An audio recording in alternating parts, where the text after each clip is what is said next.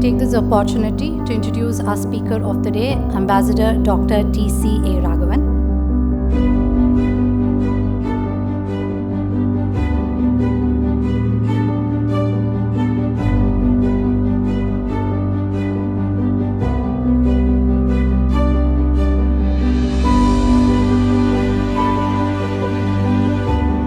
I found in Singapore many memories of Netaji if one cared to look.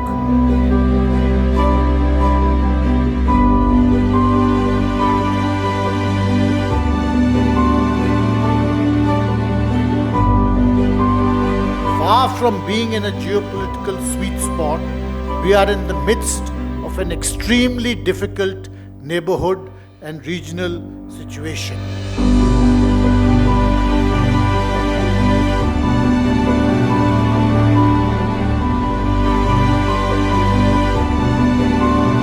Netaji's life and his message will stand us in good stead here.